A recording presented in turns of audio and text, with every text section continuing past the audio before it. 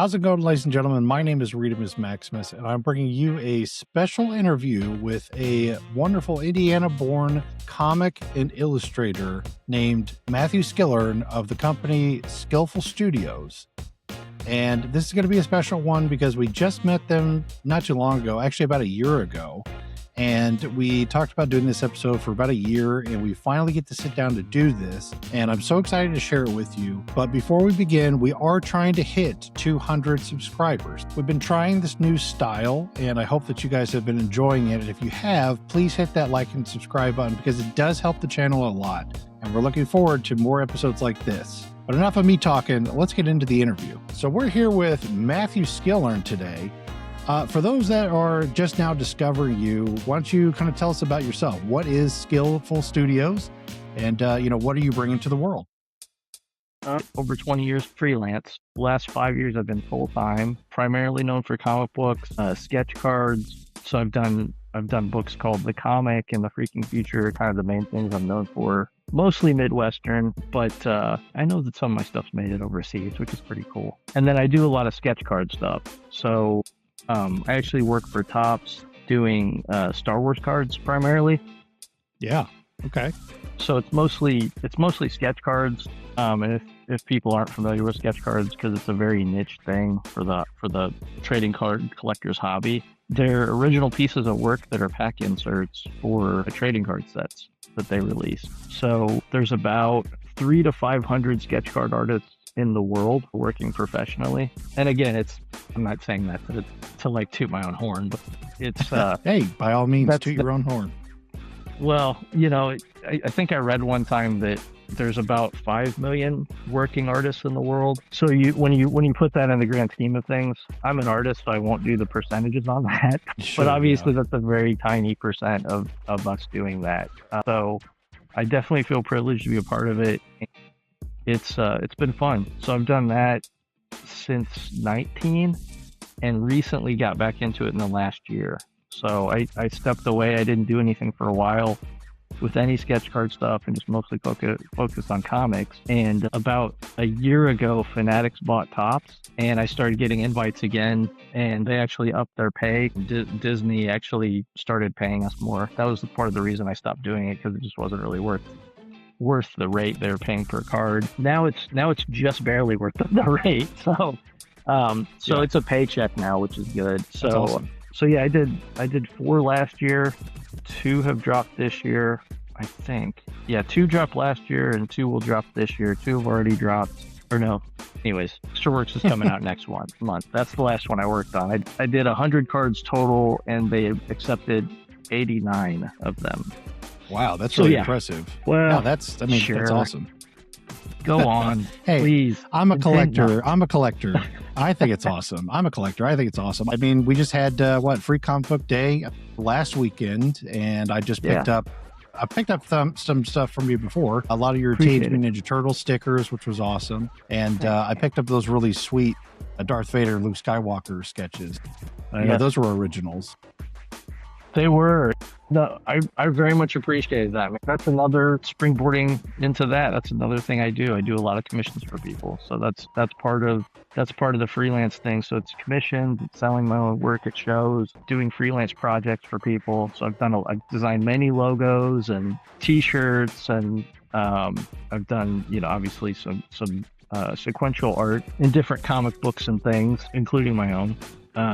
Most of my work is from my own books, but I've done a few anthologies, and then I've done a few covers for things. I'm just tickled to be here. Yeah.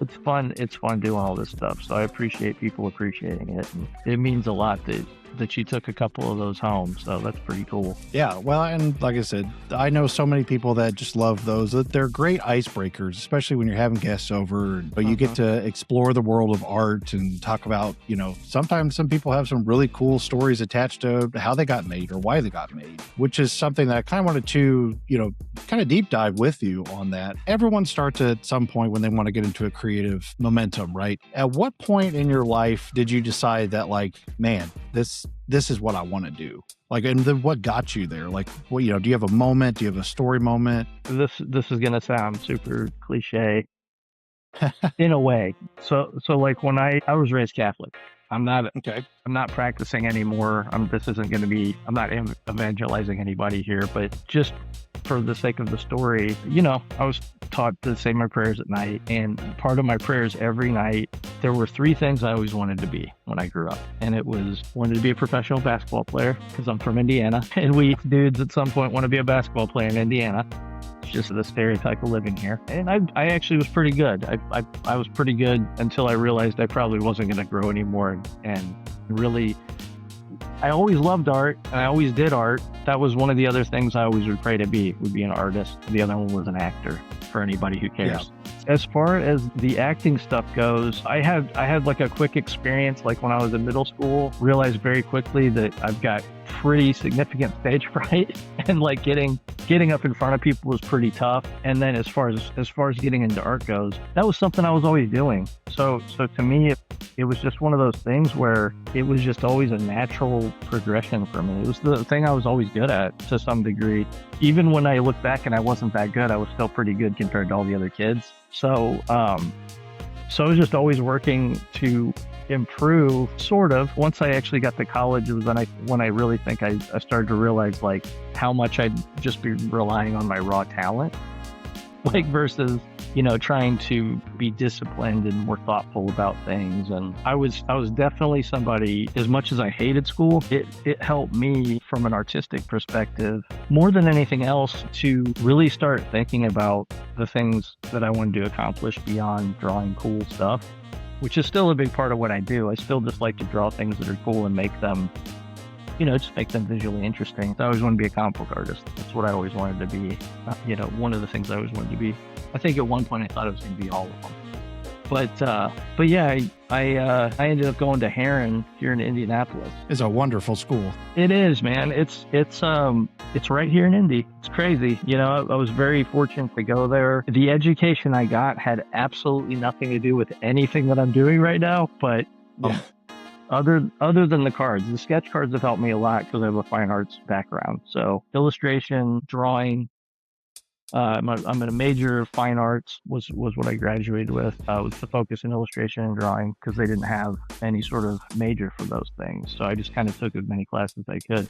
But I learned nothing about sequential. So any big fans of comics or any pros, who did go to school for sequential, if you're reading my comic books and I'm making mistakes, it's because I'm always just sort of figuring it out based on reading comics. So, and different books that I've picked up over the years. I feel like I got a pretty good handle on sequential. I'm a big fan of movies and comics, so it's something that's always felt pretty natural to me. But yeah, so that's kind of, I guess I would probably say once I graduated high school and went to college and ended up in art school, because I started at Purdue and then ended up at Heron. So it just sort of happened. Yeah. Well, and that's kind of where I'm at right now. At 35, I'm going back to college for video game development. So we're kind of learning a lot of those different types of sequentials, and I'm learning a lot of like production values and productivity timing and things like that. A lot of coding right now too, right? I think it's why I appreciate artists like big time, because a lot of your first time concept, right, goes before it becomes something. It starts out as an art piece. And I think that's why originals are so popular. Well, it's like original work, it's strange because with the world changing so quickly with AI and AI generated images and all that kind of stuff, I won't get too deep into that. I'm not a huge fan of it, but I'm also a fan of progress though. So I understand this was inevitable to a degree. My whole thing is when it comes to creating things, I do think that there's something inherently human about that. We don't see dogs making art and, unless they're trained. I mean, we've seen elephants paint things and whatnot, but they're trained to. I don't know that they're really putting a lot of thought into it. Right. Other than maybe just trying to copy what they see. I don't know, or maybe they were muscle memory is a thing, so they can be taught to do stuff. So yeah, as far as originals go, I've been selling originals. I was the weird guy at the show 10 years ago, 9 years ago, who was selling original work. So I mean, I know there's a lot of artists who've always done that, but I'd lean into it, and I still do, because I think people have always wanted it, and I wanted to give that to them. I used to tell people all the time, and well, I still tell people this. There's a place for print artists. I have prints at my table, mostly as a necessity because there's some people who just don't have the budget. So you want to have some things like that for people, but they're people who, like you said, they want to have something original. I mean, like for me, I take it really seriously. I started making art, in this capacity. There was a time I just thought maybe I'd just make it in my house and just put my own stuff on the walls or give it to family or friends or whatever. But once I started kind of getting out there and doing shows, I found out that, I really like people. As much as I thought for a long time I didn't, I really do like people. I think part of the reason maybe I thought I didn't is because I had a hard time. I can chat. I'm a Midwestern boy. I can chat a little bit, but sometimes you have a hard time connecting with people. And for me, art, like any artist, it's sort of like you're kind of pulling yourself open and throwing your heart on the table at a show. You get that. You definitely get the nerves a little bit, but I don't really get that anymore there. Like when I do shows and connect with people through my work, that's some of my favorite times. I couldn't do it every day.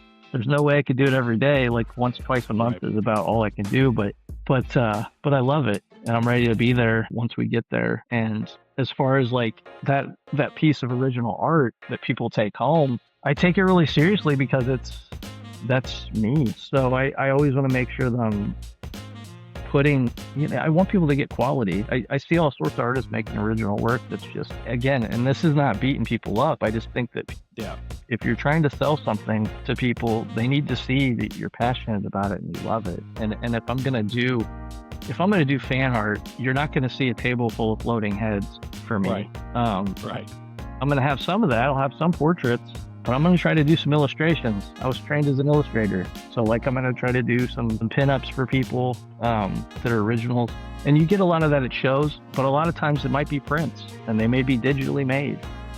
Yeah. And there's a place for that too, and I use it too. But for me, I like getting my hands dirty. I like smearing paint on things and scribbling with colored pencils and crayons and whatever else I think is going to make the piece look cool. So yeah, I think commission work for people is, in many ways, I think a lot of artists' bread and butter. Like we're all sort of, I think, in the same boat as far as wanting to make something cool for people. I've had this conversation multiple times where, we do live in a day and age where digital technology makes things a little easier. A lot of artists take advantage of it because it's an easier draw pad, right? It's right in front of you. You've got all the technology you can do with it.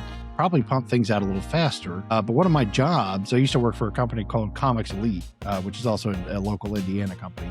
Yeah. Really cool company. But one of our biggest jobs was to, grade comics. And a lot of the things that before I left was checking for AI. I always tell people I don't like to get super political about it. I have my very, very, very 5% like it, 95% kind of against it at this point. Sure. And it's so easy to find at this point. But my biggest thing that I think all of the co-hosts can agree with this too is we love ink and pen. We love the old school Jack Kirby's. We love, David Mack. I love his watercolor styles and things like that. To see these kind of getting your hands dirty. I mean, to me, it feels like there's a little bit more spirit to it, if that makes sense. And it's cool because you can hold it and you can connect and you can feel the textures of pencils and ink and oil canvas, things like that. You know what I mean? Mm-hmm. There's a lot more soul to that creation. And that's one of the biggest things I appreciate for sure. Sure. Well, I mean, the cool thing about what you were just saying about being able to feel the texture and really explore pieces and picking them up and looking at them or whatever it is, and getting right up, getting nose to nose with it, these are things you can't do at a museum. You can get pretty close and you can inspect a piece at a museum, but it's behind glass. You can't touch it. You can't feel the texture. So for people to own original work, I don't think, for me, and again, I get excited about it. So my girlfriend and I, we've got a lot of original art in our house from, artist friends or art that we picked up, legitimately bought from artists, commissioned. We love it.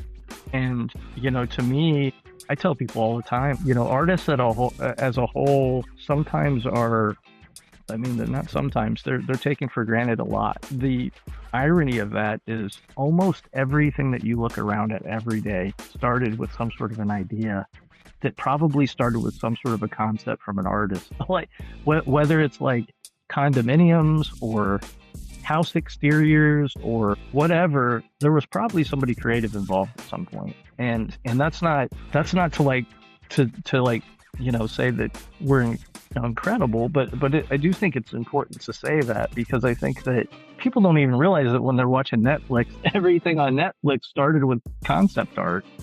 You know, even shows that aren't sci-fi, or they've got storyboards like breaking down like what scenes are. Directors are using artists to do that, hopefully as long as possible. You know, I hope, you know, you worry about the AI stuff, but I really do feel like there's always going to be some sort of human thought to some degree in the entertainment we consume. I hope, because I can't do it. I won't be able to. I'm pretty concerned about the direction Marvel's going right now, as far as the films are going.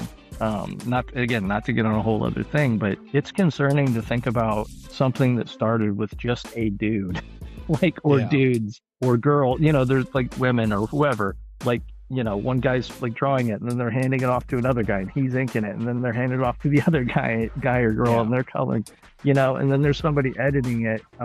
It's crazy to think about a film that has so like you're talking hundreds of thousands of people sometimes on these big gigantic films, like a Marvel film. Yeah, it's crazy to think about that there being a much smaller list of people credited on those things, because it's all done with AI technology. That's crazy to me to think about, and heartless. Yeah. So, well, and Disney uses the Jarvis AI system now too. I won't give away any names of people that I've spoke with on the other side, but that is their AI system that they're really trying to, you know, push for. With a lot of that layoff, a lot of these artists, like, I feel really bad for them. When it comes to the movies, that's why I stay at the end of the end credits, just to acknowledge that, hey, you know, a lot of these people were on this at some rendition or another. So I think that with art, it's something that we can't lose. But there's an argument that, like, a lot of people like the Dan Harmon story circle. I'm sure you probably have heard of that one, especially if you went to IU, Purdue, and all them. I'm not sure. Dan Harmon story circle. Okay, so Dan Harmon. Do you watch Rick and Morty? Yes. Well, so Dan Harmon is one of the co-leads on that show, but he was able to go through what he created basically as a story circle. It is a semi-cookie cutter circle of how the hero starts off here and goes all the way around to the finale. And you can have the that. Hero yeah, pretty much. Yeah. You can have that as a copy, but as long as you continue to tell a different story, you can use the same format. But I think that that's what AI is taking away with a lot of these artists, where, again, you do some characters that are already being created, right? But it's your touch to those characters. Yeah, totally. And I mean, that's a great point too, because, like, it is. I've seen it, man. I've seen all the arguments. I've seen artists rip things off too, and all this kind of stuff. Like, I've seen every possible argument, and I would be the first. I'm very much in Tarantino's camp when he says, you know, rip off the masters and do your own thing with it, right? And that's sort of the whole thing. It's like, you do. I mean, like, I've said it many times, like, my work, I get people giving me all sorts of, like, oh man, this is like Sam Keith, or this reminds me of McFarlane, or this reminds me of, you know, whatever, this reminds me of Kirby. I am a soup of many different influences when it comes to, like, comic books or fine art or anything. If somebody finds something in my work that reminds them of something else, there's a very good chance that that hand that I drew there, I probably saw in a book somewhere at one point and added it into what I was doing subconsciously. So that being said, I made it. There's something called swiping in comics, which I'm sure you're familiar with, or probably your audience is familiar with to a degree. That's basically, I feel like, a very similar concept as to what AI is doing. And the thing about swiping even is that, in fact, I wouldn't even go that far, because there is a art to swiping in a way too, because it doesn't always involve just tracing an image. It involves being inspired by an image and taking it and making it, it's a homage, right? So yeah, it's an interesting argument, because you're right. I mean, like, I had somebody at a show a while back who was asking me about copyrights for like some of the prints that I had. And I was just like, well, number one, if you're on the hunt for a print artist, I ain't it, because I ain't got a wall. Like, Right. I'm not one of those guys where I lean into. The art I make that's fan art is sort of it's a necessity for shows as much as, and I there's some indie artists I know that are just super anti fan art, and I'm as indie as they come. Read my work, okay? but like the Right. thing is like you have to be able to give somebody something other than that, because there's a lot of people who aren't into like outlaw comics or underground comics or weird concepts. Like, people don't think about, dude, I mean, we're in a time where like we've got a government, and again, I'm not going to get on the whole thing, but we're in a time now like where we've got AI. We've got the government who's like, hey, aliens could be a thing. I think it is. They're like on, like right on the edge of giving us more information about whether or not all the things that we've read about for the last 80 years are true. Right. And it's the same thing I always tell people, just as a deeper dive into it, right? So we have the original Disney Pocahontas, right? The original that was ink and pen and everything else. Well, if you think about it, that exact same story is the first Avatar movie. It's Pocahontas. Mm-hmm. Or the Story of America. Yeah, Story of America, exactly. Right. I mean, it's people who are more powerful taking land from people who weren't as powerful than those people. I mean, that's exactly what Avatar is. No, yeah, and it's not an original story. It's not an original story, but look how much it made, right? So I think that you absolutely can copy other iterations of something that already exists and still make it yours, and it still be special to somebody. Right. So, well, think of it this way, like AI, and I've said this a million times, if the day there's actual proof that artificial intelligence becomes sentient and it starts creating stuff, then I might be more on board with it. You know what I mean? If we got something that's like Lieutenant Commander Data painting, you know what I mean? He's painting his cat Spot. We got to start asking questions about whether or not this thing is alive. They did a whole episode on Star Trek about it. I don't know if you're a Star Trek fan, but that's going back 30-something years. It's a great episode. It's literally about whether or not Data is property of Starfleet or if he's a sentient life form. Yeah. So that's my whole thing. If once we get robots or whatever, and they're AI, and they start thinking of different ideas, and creating things. I mean, are their ideas going to look like what the Terminator looked like for us? Like, yeah. Are humans going to be the thing that's trying to destroy AI, right? At some point. Right. Have you heard of the Will Smith spaghetti theory? I don't think I've heard that before. I've heard about it. I heard about a slap that one time. Just kidding. The slap was, that one's funny. So since the creation of AI animation and video, the very first trackable AI iteration of like a prompting was, show me a video of Will Smith eating spaghetti. And if you look that up, it looks horrendous. It is absolutely awful. If you watch Secret Invasion on Disney, it's the title card basically level. But if you go now and do that exact same prompt, it's close to looking real. It's close. Yeah. And again, thankfully, there are trouble sets. Ultron will come eventually. We'll see. But so let's cycle back to so let's cycle back to, let's talk about your day in a life. So what does a normal week look like for you? Oh man, a normal week. So it's definitely going to involve some sort of doing something every day, whether it's just drawing for ideas or things that I'm doing, or it's actual jobs that I have. But normally I'm a late riser, so normally I'm going to start around noon. I don't try to draw past 10 if I'm going to do it. Sometimes I'm done earlier, sometimes I'm done later. The cool thing about being like doing this full time is I can work pretty much whenever I want. So, before Annie moved in, Annie civilized me. So like she sort of turned me into Rocky 3, right? Rocky 3 got civilized. I used to, and I still do this sometimes, but like I used to absolutely burn the candle at both ends. And it would entail me, starting at 12 or 1 and just, I'd work till 3 a.m., 4 a.m. sometimes, just getting as much as I could get done as possible. Or, and now I try to stick to like, 8 to 12 hour days. You know what I mean? Like somewhere around there. Sometimes that's going to be, maybe I'm drawing for 4 hours that day, and the rest of the day I got to do stuff on the computer because I'm putting things together.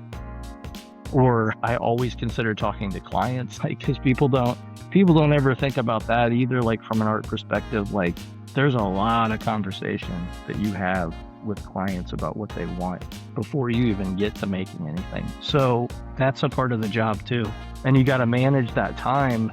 Because like I said, I can't, I'm not like an old man. I feel really good, but I'm 46 years old, and wow, good for you. I thought What's you were that? my age. So I'll take it. I'll take it. Well, let's pretend I'm a little younger than you. yeah, okay. Or as in the video game world, we call it your level 33. Yes. Yeah, yeah, Perfect. level 33. Forever 33. Yeah, that'd be a That's nice right, age that's to be, right. for sure. Does Annie help you do a lot of like your time management? Does she draw? She's just more. So here's the thing about Annie. Annie's like one of the sweetest people in the world, and she cares a lot about everyone. So I'm lucky to be one of the first people on that list. She loves her mom and her sisters and all that too. But Sure, like, yeah. I'm very lucky to be like high up on her list of priorities of people that she loves and takes care of. So she just always checks on me, make sure that I'm, make sure I'm eating, like make Yeah, sure that that's I'm important. taking breaks, just making sure that I'm getting rest and whatever. But I mean, for the most part, I'm doing most of my stuff. So like I'm normally setting up what I'm doing and scheduling. There's been a few times like she's sort of tried to be my manager and sort of help out with, returning a message here or there, or helping set something up or whatever. I think a big part of one of my favorite parts of, meeting someone creative is that, again, that connection, right? Like being able to chat with that person or hammer things out with that person. So I'm cognizant of that when I'm working with clients. But as far as Annie goes, I mean, like she kind of does her own stuff. I mean, she's starting Indiana Con, or Indiana Okay. Comic Con, which is going to be in on Halloween this year. Ooh, Shameless plug for her. absolutely. But that's going to be, she's really passionate about. She can draw too. She does stuff creative too. Like some of the stickers on the table she's made. So Ooh, she did one of my covers for the freaking future. So she's got a lot of talent in her own mind and a lot of drive. So I'm just grateful to have her, and my quality of life got better once we got together. I think mainly just because she was just on me, but she's really good at telling me when I need to, like, hey, everybody else gets a couple days off a week, like you need to take a little time to yourself, because yeah, absolutely. I wasn't doing that at all, so now it's like I'll take a day or whatever sometime, but then I gotta work extra hard the next day, or Right. make up that time somehow. She was there at Free Comic Book Day, and she did a wonderful job kind of managing some of the back end stuff for you. So that's why I was curious if, you had other people involved in your processes and things like that. She's super helpful. She's always the first one to read any of my books, like when I finish them, or, she went through, I just finished up a set of Star Wars cards for Topps that I'm going to be trying to send either today or tomorrow back. Awesome. And she goes through everyone and looks at everyone, and, I'll be like, what about this? Does this one look a little funny? Because the thing about art, it sounds like you're a creative too. There's a time where you're kind of cross-eyed and you're not sure. They say no man is an island. Sometimes being an artist is kind of being an island a little bit, because you're sort of by yourself a lot. It's kind of you looking at something for extended periods of time. Do you happen to have any pieces that you want to show off or are allowed to show off? I'll show you this. I don't know if you saw that at the show, but No, actually, I didn't. That's really awesome. So this is the original cover from The Freaking Future, which I released back in 2021. And The Freaking Future is about a lot of stuff, but basically it's an anthology that's sort of inspired by like Heavy Metal magazine, as far as like the separate contained stories that are sort of not necessarily conjoined, different sort of worlds that artists make. This one just happens to be just all my stuff. So it's 48 pages, and then I did a second one that's 64 pages, and it includes fake ads. Okay. So there's a bunch of like, you did you pick up the book? I think. Yeah, Did you end up buying I got one of them. one? I bought your number one. Yeah. Yeah. because that was, I think you got the last of Annie's covers, actually. Really? That was the last of her cover that she did. That's I'm cool. out of number 1.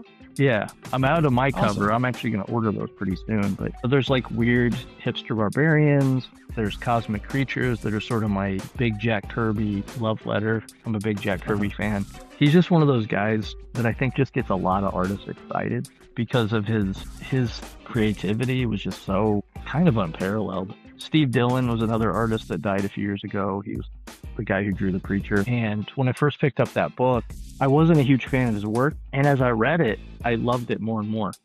Like now I'm a huge fan of it. I think his line work's amazing. He did a lot with a little bit, really detailed stuff that is sort of deceptively detailed, And what I always say about Kirby, jumping back to Kirby, is like, I think sometimes it takes time for people to really appreciate him.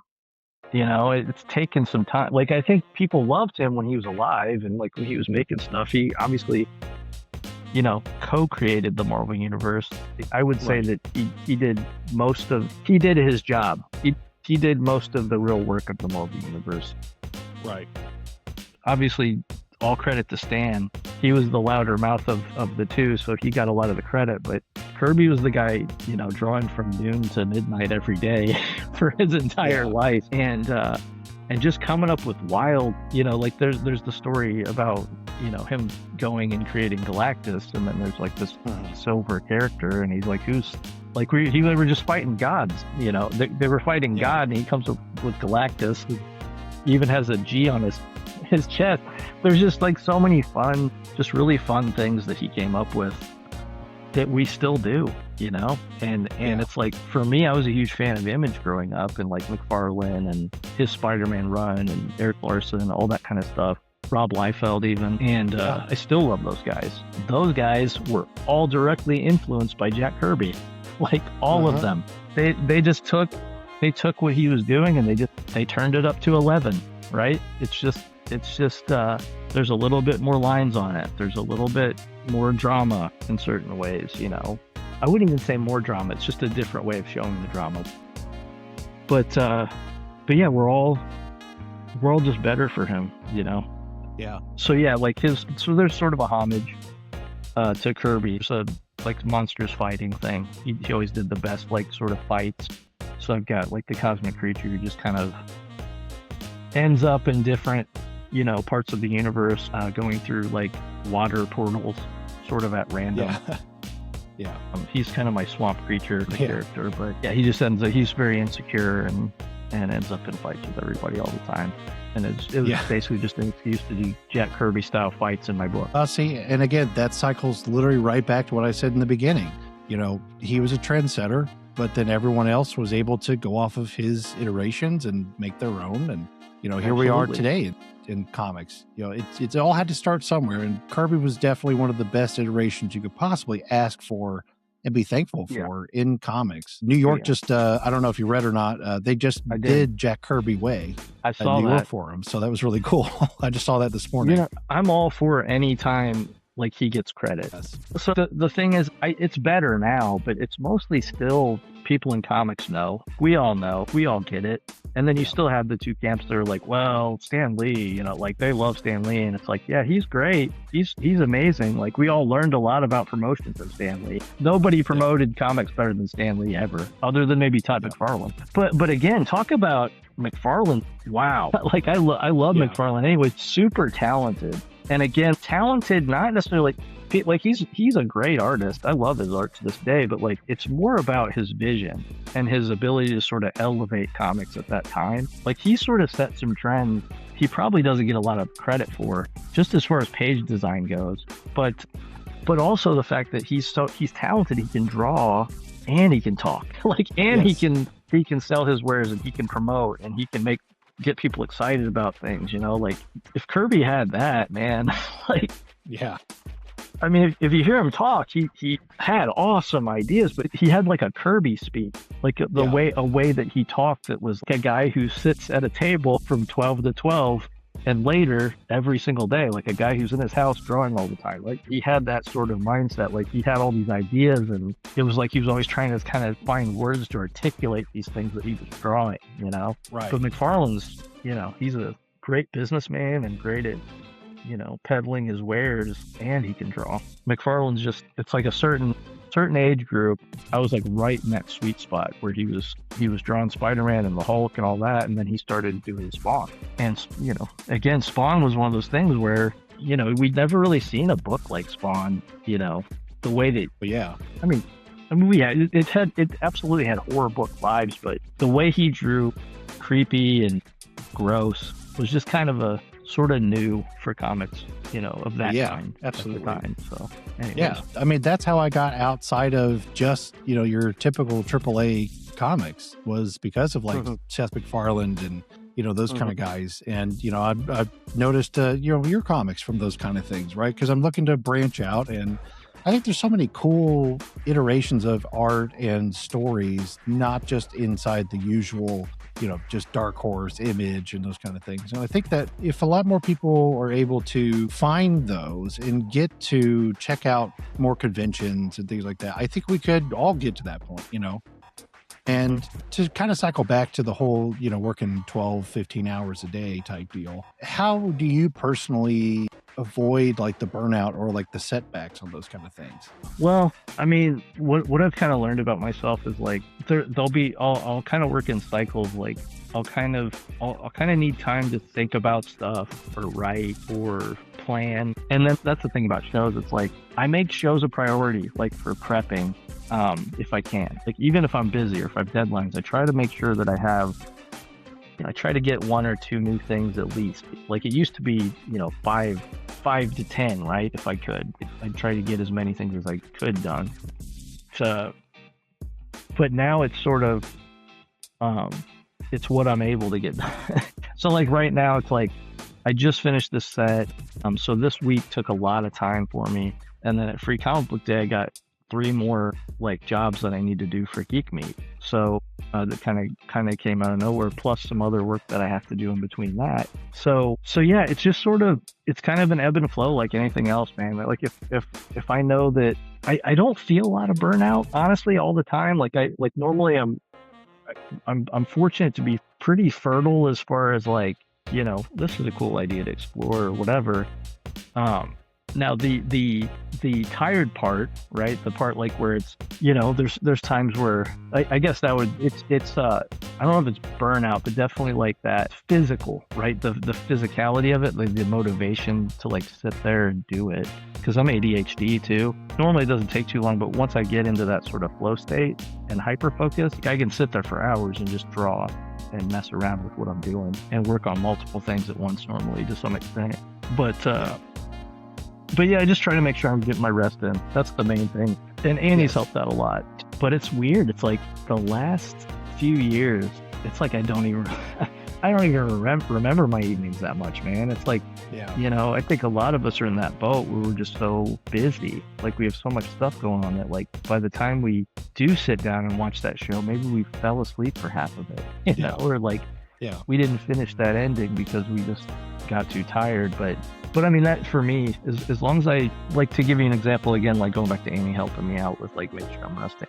But for me, it's just such a different job doing this full time now. Cause like before it was like I'd be in this, it's like a shelter environment. I'd be in for 8 hours a day and you're dealing with all these different personalities.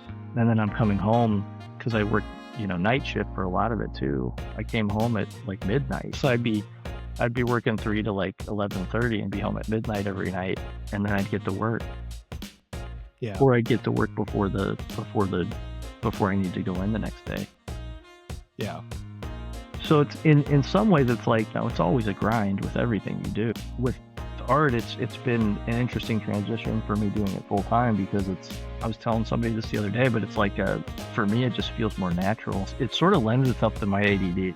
Like I can draw for 4 or 5 hours, then I can, return messages or chat with clients, or like I can write and figure out the next thing I'm doing, or I can talk to somebody. One of my biggest arguments is pretty much any creative genius always has ADHD, and they're probably either really good at multitasking or they're really bad at multitasking. That's always I'd say I'm right in the middle. Argument.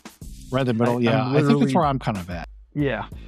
I mean, any multitasking I got pretty decent at just because of the work I was doing previously. So like, I don't really feel like I get rattled very easily because like I'd have, 10 people asking me stuff, all different questions at the same time, or like yelling, like one person's yelling at me about something or whatever. Other people are telling me how great. Like literally I could have one client yelling at me and the other clients telling me how great I am. Yeah. I always joke about, being ADHD. I'm also dyslexic, but like I was just a joke about that with a buddy of mine. Like we were at a show one time and I was like, I said something and I was like, yeah, dude, I'm sorry, man. I'm like, just my brain's like pudding, I got all this. Yeah. And he's like, look at this room, dude. I'm like, that's a really good point. Like we're all like kind of in the same boat, but yeah. It's just different degrees, And that kind of leads into this other question I've been wanted to ask too. With the creative mind and the world of like the algorithms, trends, social media, pressure, things like that, how do you or other creators that you work with, how do you deal with that?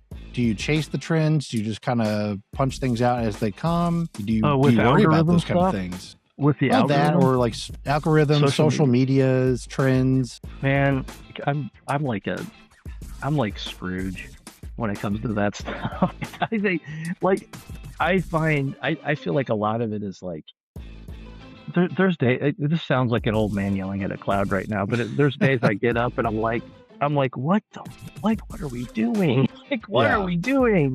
Literally the only reason I do social media is just to like get work out there, and just because it's a great platform for it. You can't like we used to go to DeviantArt. I don't know if you remember DeviantArt. Have you ever heard of that? I do. It's still around. There's still people who use it, but like I started sharing work on there 19 years ago, and at the time, like, it was cool because there was a bunch of artists just sharing work all the time. And then, like, Instagram was a thing, and I was just like, I don't care about Instagram. I don't care about Facebook, And so I was late to the party. There's guys who were doing it 5 or 6 years before me that have all these followers, and it's because the algorithm was a lot kinder. Like, it was a lot, like, it was like chronological so people actually see your stuff. And now it just pushes... it pushes everything to the top based on interest, basically, right? Like on likes or clicks or people like lingering, whatever it is. I put very little thought. Like I just, like for me, it's like a few years ago, I used to try to post every day. And then a few years ago, I was like, I'm going to like post 3 days a week. I was trying to like post 3 days a week. And now it's like, I just kind of post when I've got some shit to share. I try not to think too much about that. There's absolutely times where you feel bad because like you bust your ass on something and you put it up and you don't get as much interest or engagement as you would have liked. The real promotion is doing convention. That's where you find out like who's interested. Yeah. If you're thinking of social media as a convention, I mean, even if you're, if you've got like if you have like 500 people who see something and you have 30 to 50 people who actually like it, you're actually not doing as bad as you think. You know what I mean? Like if you're at a show, there's going to be a lot of people who pass by you too. Seeing people in person and seeing their excitement and being able to talk to them in person and engage them, because that's the thing, that's engaging. It's like we have engagement through screens, and it's like that term in general is silly to me because it's like engagement is like, hey, I'm breathing and you're breathing and we're having a conversation and we can see each other, and hey, look, we can shake hands at the end of this, it's pretty cool. So yeah, I try not to dwell on that stuff too much, man. It's bad. Social media just, I think I tell people all the time, like, it's happening though. I've noticed like Gen Zers, I come across a lot of Gen Zs at shows, and like a lot of them don't even have accounts. They don't even have social media. So like you'll ask them, you'll say, you have Instagram because you're trying to get them to follow you. No, like I got rid of all my social media or whatever, and it's like, it's good to hear because like that means they're hopefully stopping and smelling the roses, other than like like being in their phone all the time, Right. Yeah. The instant gratification aspect of that has made a huge impact in that. And I think that's where a lot of the social media has, I guess, moved on from, which is good. Obviously for quick trend marketing, TikTok and those things are what a lot of people like, just again, because they're fast, you get the info as quick as possible. You don't have to really think about it. What's the terminology? Again, this is going to show my age for this one. My girlfriend's a little younger than me, but she says too long didn't read, or TLDR. I think that's the other one that's real popular. It always pops up. Yeah, it's fair. So it's fair. It is fair. It is fair. But I think there is an art also to being able to have a conversation with the fence post, and it goes well too. So I like to think that's kind of where I'm at with that too. I mean, hey, you're welcome. Right? Yes, yeah, thank you very much. You got one right now. I'm just kidding. That's right. Well, that's important. I mean, I always tell people you can talk about your product all day long, right? But at the end of the day, you're selling yourself, not necessarily like the product is a bonus. But if you can sell the ability to talk to somebody and have a conversation or tell about your story or talk about your creations, that's what people really remember at the end of the day. And especially for your physical collectors, especially for comics, you remember that moment that you had that conversation in line at like a convention, or, you got to take that picture. And again, it's the icebreakers. You get to say, hey, I met Matt at Comic-Con or, Free Comic Book Day, and it was like the coolest thing I ever ran into. And that's why this issue, like it's the joke. It's like, even if the issue was terrible, you still remember how cool it was to experience that with the creator, Sure. Absolutely. Dude, honestly, that sums up a lot of I tell people that all the time, like Annie and I will talk about that sometimes. Like, art isn't just there's a reason Dali was Dali, right? Salvador Dali. There's a reason he had, everybody knows Dali. He was a living cartoon character in certain ways, right? And he made these amazing surrealist paintings and, became well known and an icon, right? And that's not just from his painting. It's that he was able to break through to the mainstream and connect with a lot of people during a time when there wasn't social media. So you're right. Well, it is. I mean, it is. It's definitely that. Yeah, you want to like I said, like we were talking about earlier, as far as the commissions go. It's exactly what you said. That commission that they pick up for me at a show, or that piece of art they pick up at a show for me, it's the art. But they're taking that home and they're going to put it on their wall. And like you said, it's an icebreaker. People are going to come in. They're going to say, oh, that's a cool piece. Where'd you get that? That's awesome. Oh, my gosh. Is that original? Whatever it is. But you're going to say, oh, man, yeah, I got that. That was one of the best conversations I ever had at a show. You know what I mean? Or whatever like that. That person, they were it was just fun. They were, we were laughing about this, or we were talking about that, or we had this in common, or whatever, or this influence is why I wanted to pick this up to begin with, and then he kind of told me more about it, or whatever. Yeah. That is, man, that's super. That is engagement, and that is much greater than it. And again, going on social media, being an artist is already shouting into the void. So it really is. So it's social media is that times a million. It really is. It's you're just sort of. There's a bunch of there's people, they're just scrolling. There's a bunch of cool stuff to look at all the time. There's great artists out there. So it's I'm privileged to have that whatever fan base I have, which is, I feel it's growing, and I feel people enjoy the thing that I can offer. That's the cool thing about artists. We all kind of give a different flavor, which is pretty cool. Yeah. And I mean, at the end of the day, you are part of the bigger picture. It may not feel like it right now. And this goes to a lot of the subscribers and, fans across the board. I mean, you all are a big part of the story, whether you feel small or large. This is where we make the impact in storytelling. Absolutely. But I'm going to ask one more question, and this is kind of important because it goes with what we were talking about. But 5 years from now, what do you hope people say or think about when they hear Skillful Studios? Man, 5 years from now. I guess 5 years from now, again, as a freelance artist, you always hope that you're gonna get that breakthrough thing, the breakthrough job or whatever. get more people interested in what you're doing. That's obviously part of it.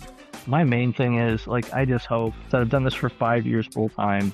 I've remained pretty stable, which is good. I've managed to like have a consistent flow of work and all of that. I feel like people enjoy my books and my comics and things. You know, I guess just making sure that I still can pay my bills. Like honestly, like Right. just making sure I can pay my bills and you know that I continue to grow, right? They say like if you have like 1,000, you know, true fans, right, of your work, then you can make a legitimate career. And I think I have that to a degree, but it's like you want to have, you know, you need to have those 1,000 comments every time you post something, you know. Right. When you do a show, you want to have, you know, maybe I got a line or something in 5 years. Maybe there's a line for me. And then like everybody be waiting forever because I want to make sure everybody gets their time and then it'll be terrible. I want them to have a good experience with me and my art. So like I want them to be like, and again, art's naturally divisive. Like there's always going to be people who just don't like what I do or like me. You know, I'm a big believer in the fact that like you can be honest and not be a complete dick. Yeah. I really believe that. I mean, I feel like you can be a dick, like, and be honest and whatever, and you can still be pretty funny being a dick. You know, I feel like that's a big part of why I'm here. I mean, I feel like you know, as an artist, you want to help people think about stuff they wouldn't necessarily always think about, even if it's kind of weird. But you want to kind of open minds, and you also want to be inviting to people. But yeah, just positive experiences, and hopefully I'm making like the best, like something, you know, whatever people pick up for me, or like whatever people see, like some of their favorite art, I hope. Yeah. Well, and like I said, you've got a lot of things coming up soon. So you've got Topps collectors, you know, you've got those sketch cards to look forward to. But Matt, kind of talk about like, you know, where can they find you? What are your social medias? Where can they find you convention-wise next? Well, any of my convention stuff you can find at skillfulstudios.com, where you're going to find like my commission gallery and like sequential art stuff and show announcements. And so like the next thing I've got is Geek Meet, which is going to be in Danville, Indiana, which anybody native to Indiana, you should absolutely be at that show, because that's the same people that do the Indiana Toy and Comic Expo in Bloomington, which is huge. If you've not been, like it's my favorite. I mean, I love that show so much. It's a great place, great vibe. Like in fact, it's crazy. Like there's so many people in the comics community, local comics community, that you just kind of run into. But ITCE, there's just like a very specific sort of fan base that shows up. And you'll see new faces, you'll see old faces, but it's just a good vibe. And then I do Indiana Comic Con June 5th through the 7th. And then I've got a bunch of stuff in July. Like I'll be in Michigan in July, I'll be in Illinois in July, and then I'll be in Kokomo for Kokomo Toy and Comic Show, I think, through QuadCon. QuadCon's another great. If people have not heard of QuadCon, that's a great show. I mean, it's the cool thing about that is like it's very old school. So like it's a traveling show, and they'll go to different malls. And like I know initially, like I was kind of like sort of skeptical, because it's like, you know, malls, it seems sort of like I'm a boy band and I'm touring in the 80s or something. But like but it's perfect. It's honestly like a great, and they used to do a lot of comic shows at the mall years ago. So like it makes sense. Like you have built-in shops and vendors already there, and then you have like specific people. Like you have artists, you have comic vendors. You always got to have the Pops guys. They're always going to be there. Yep. Always a Pops guys. There's always going to be some Pops. So like you got the convention feel, and it's free. You just show up at the mall, you know, and like we get people who actually go to those shows because they knew what was going on, and you get people who just show up because they were doing some shopping on a Sunday, and they're like, wow, I love comics. I didn't know this was going on. Yeah. But yeah, so yeah, definitely like skillfulstudios.com, Skillful Studios on Instagram. Awesome. Well, hey, thanks so much for stopping in. You know, like I said, it was wonderful seeing you again at Free Comic Book Day at Krypton Comics in Martinsville. If you guys like this work, definitely I'll drop all the links down below in the comments. Let us know what comics are you into. Have you checked out some of these books? You know, what is your favorite iteration of art? Do you like Jack Kirby? Do you like, you know, the other guys? And if you haven't had a chance to actually hit that subscribe button, make sure to. And until next time, we will see you later.